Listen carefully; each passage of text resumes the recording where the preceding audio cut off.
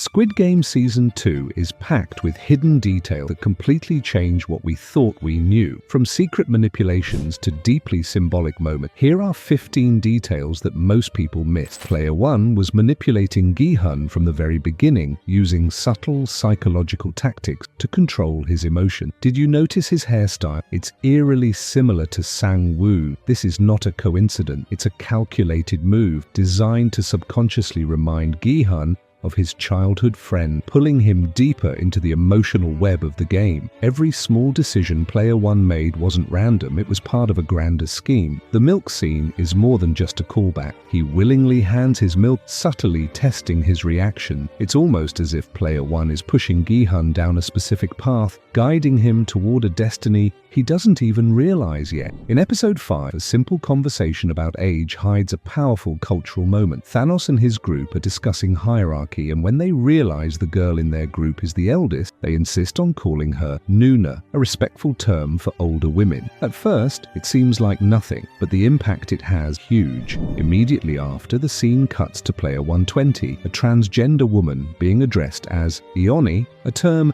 younger women use for older women. You can see the raw emotion in her face. In a world where she's constantly misgendered, this is the first time she's recognized for who she truly is. It's a rare, deeply humanizing moment. A shocking moment comes when the salesman opens his eyes after his supposed death. At first, it seems like an editing trick, but what if it's something more? This eerie scene hints that he was never truly dead, or that something even bigger is at play. Could he be a key part of the game's hidden agenda? Maybe the game masters faked his death for a deeper reason, setting up a twist we won't see coming. The fisherman appears to be an ally, but he's actually working against the main characters. His casual conversations with the investigator seem harmless at first, but if you listen carefully, he always steers the conversation away from the truth. He knew too much, yet acted clueless, a classic trait of a manipulator. The fisherman plays dumb about tech, pretending not to understand how it works. This detail might seem small, but it's actually his perfect alibi. Later, when the drone is sabotaged, he's the last person anyone suspects. But if you go back and watch, the timing is too perfect. He planted doubt from the very beginning. The way the fisherman saves the policeman is highly suspicious.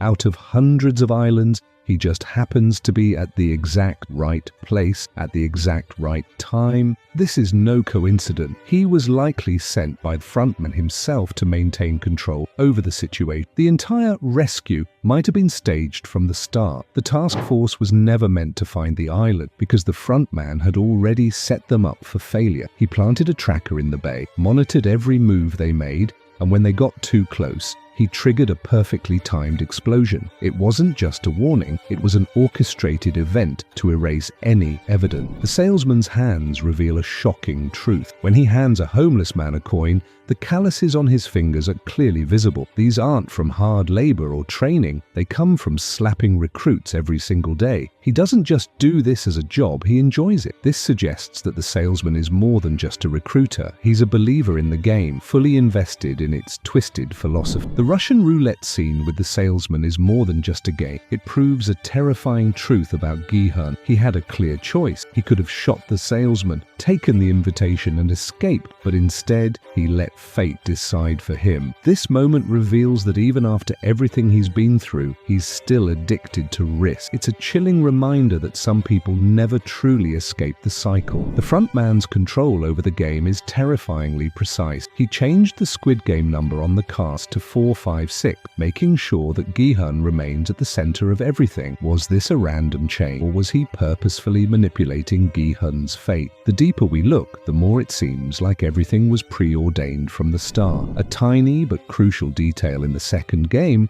reveals how calculating the front truly is. When he first tries to spin a top with his right hand, he failed, but the moment he switches to his left hand, it worked flawlessly. This subtle moment could suggest that he's not just an enforcer of the game, he's a former player, someone who has perfected every single move needed to survive. A hidden reference to the Matrix is tucked into the frontman's dialogue. The classic red and blue pill metaphor isn't just a random reference, it perfectly mirrors Gi-hun's struggle. He's stuck, unable to move forward, torn between returning to the game and breaking free. This deepens the idea that Squid Game isn't just about survival, it's about control. The final shot of Gi-hun is a haunting reminder of the cycle of addiction. He has the chance to walk away, to finally break free from the nightmare, but instead he turns back, walking toward a fate he once tried so hard to escape. This moment isn't just about revenge, it's about the terrifying grip the game has on its players. No one truly leaves, and that's just the beginning. What was the craziest detail you spotted? Let me know in the comments below.